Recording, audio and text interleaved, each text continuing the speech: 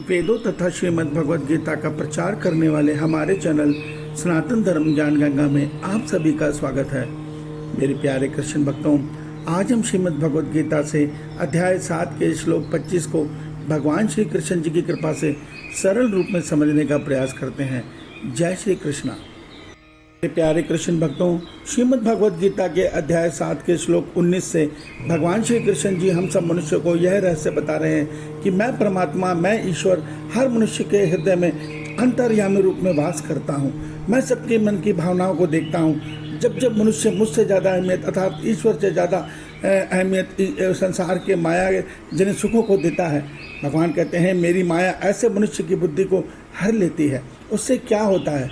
उस मनुष्य का मन संसार के विषय भोगों में रम जाता है।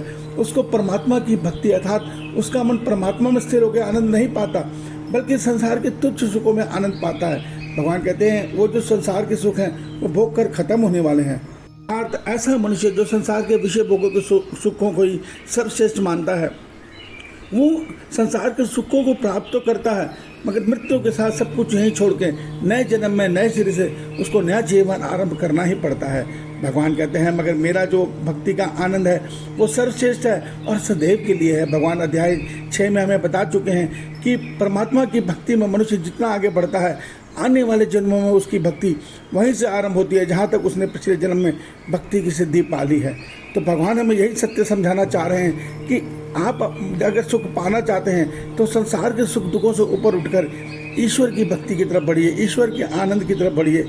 उसमें वो जो आनंद है वो सदैव के लिए है। भगवान कहते हैं ऐसे विश्व भोगों में फंसे मनुष्य की श्रद्धा मैं स्वयं अन्य देवी देवताओं में स्थिर कर देता हूँ, जहाँ वो उनकी भक्ति करके उनका पूजन करके संसार के सुखों को प्राप्त करके भोग कर जन्म मरण चक्र में फंसे रहते हैं। मेरे प्यारे कृष्ण भक्तों, अब आज के अध्याय 7 के श्लोक 25 में भगवान कहते हैं कि हे अर्जुन, अपनी योग माया में छिपा मैं सबके लिए प्रत्यक्ष नहीं होता, इसलिए ये अज्ञानी जन समुदाय मुझ जन्म रहित अविनाशी परमेश्वर को नहीं जानता, अर्थात मुझको जन्मने और मरने वाला समझता है। मेरे प्यारे कृष्ण भक्तों, भगवान श्री कृष्ण जी गीता के माध्यम से हम सब मनुष्यों को यह रहस्य बता रहे हैं कि जब आप परमात्मा से ज़्यादा अहमियत उनके संसार के उनके माया जनित सुखों को देंगे तो वो ईश्वर की माया आपकी बुद्धि को हर लेगी और ईश्वर साक्षात आपके सामने भी खड़े होंगे, तब भी आप उनको नहीं जान पाएंगे।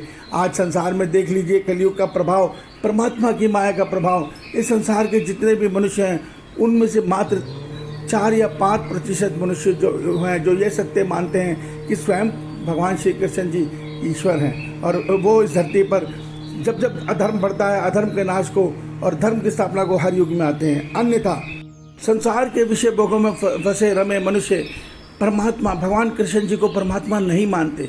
कुछ उनको महापुरुष कहते हैं, कुछ उनको काल कहते हैं, कुछ उनको केवल देवता मानते हैं।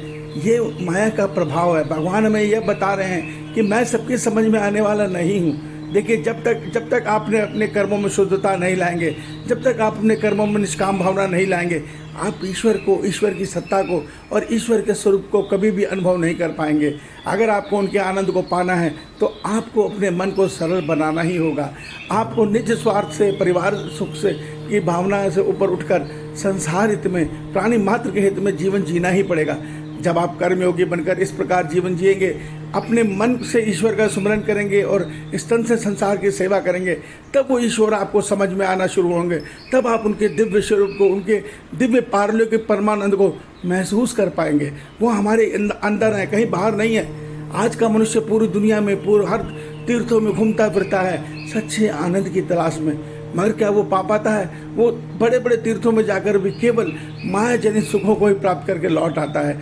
वो अपने भीतर के दिव्य आनंद से जन्म जन्मांतर से चूक रहा है। क्यों? क्योंकि हम ईश्वर से ईश्वर को नहीं चाह रहे, हम ईश्वर से ईश्वर की माया को चाह रहे हैं।